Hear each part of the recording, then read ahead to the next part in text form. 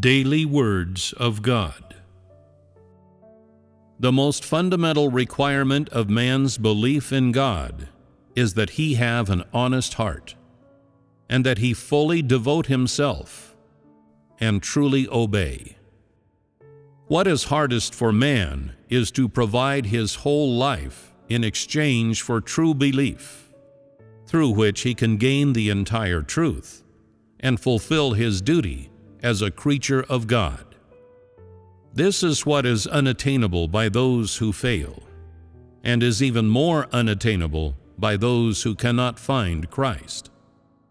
Because man is not good at wholly devoting himself to God, because man is not willing to perform his duty to the Creator, because man has seen the truth but avoids it and walks his own path, because man always seeks by following the path of those who have failed, because man always defies heaven, thus man always fails, is always taken in by Satan's trickery, and ensnared in his own net.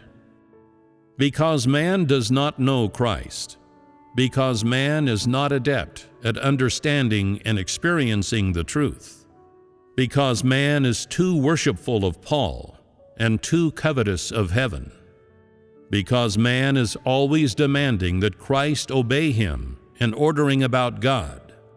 Thus those great figures and those who have experienced the vicissitudes of the world are still mortal and still die amid God's chastisement.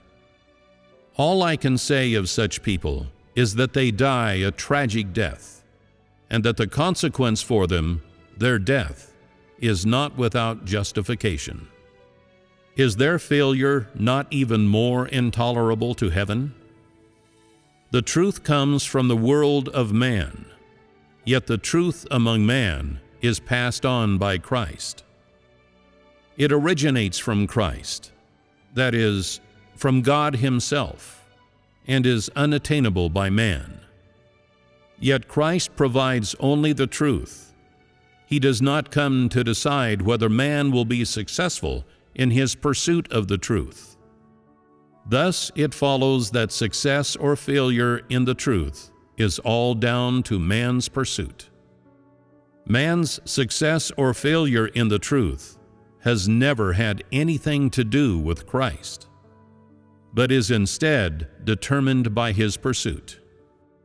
Man's destination and his success or failure cannot be heaped upon the head of God, so that God himself is made to bear it, because this is not a matter for God himself, but is directly related to the duty that the creatures of God should perform. Most people do have a little knowledge of the pursuit and destination of Paul and Peter, yet people know nothing more than the outcome for Peter and Paul, and are ignorant of the secret behind Peter's success, or the deficiencies that led to Paul's failure. And so, if you are completely incapable of seeing through to the substance of their pursuit, then the pursuit of most of you will still fail, and even if a small number of you will be successful, still they will not be the equal of Peter. If the path of your pursuit is the right one, then you have a hope of success. If the path you tread in pursuit of the truth is the wrong one, then you will forever be incapable of success, and will meet the same end as Paul.